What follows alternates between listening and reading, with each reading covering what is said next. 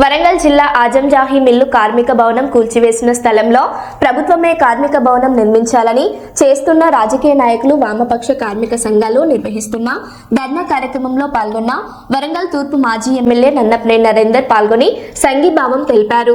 వరంగల్ చారిత్రాత్మక ఆజంజాహి మిల్లు కార్మికుల భవనం అప్పటి కార్మికులు పైసా పోగేసి 1400 గజాల స్థలంలో కార్మిక భవనం ఏర్పాటు చేసుకుంటే అధికార పార్టీ నేతల అండతో నమ్మశివాయ అనే వ్యాపారి ఆ స్థలం నాదేనంటూ కబ్జా చేసి కార్మిక భవనాన్ని నేలమట్టం చేసి నేటికి సంవత్సరం అధికార పార్టీ మాజీ ఎమ్మెల్సీ కొండమురళి నమశివాయతో కలిసి భూమి పూజలో పాల్గొన్న విషయం అందరికీ తెలిసిందే.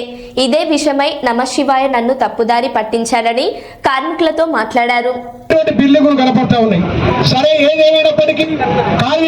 ఈరోజు వరంగల్ తూర్పు నియోజకవర్గంలో ఆజంజాహి కార్మికుల యొక్క కార్మిక స్థలంలో అన్ని రాజకీయ పార్టీలు, ప్రజా పార్టీ నాయకులు, పౌరాకుల సంఘం వాళ్ళు అందరూ ఒకే వేదిక మీదకి వచ్చి ఈరోజు కార్మిక భవనము ఏ విధంగా నిర్మాణం చేయాలి, అదేవిధంగా 318 మంది ఎవరైతే కార్మికులు ఉన్నారో వారికి నష్టపోయినటువంటి ప్లాట్లను ఏ విధంగా ఇప్పించాలి ఇప్పుడున్న ప్రభుత్వంతో అని కూడా ఈరోజు నిర్ణయం జరిగింది.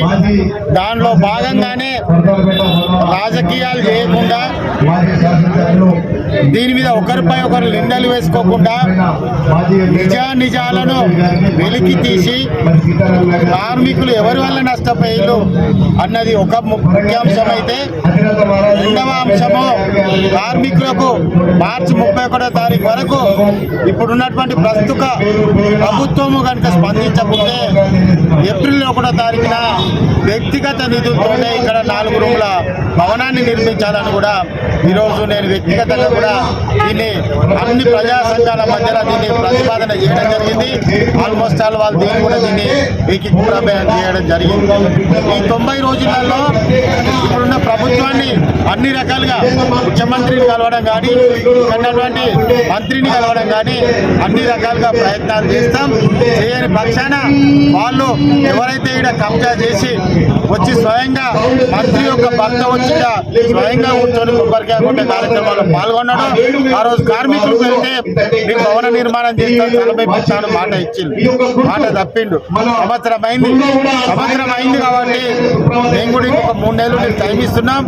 ఆ తర్వాత ఈ యొక్క తప్పిన మాటను వరంగల్ తూర్పు నియోజకవర్గంలో ప్రజల దగ్గరికి ఏ విధంగా తీసుకుపోవాలో తెలుసు.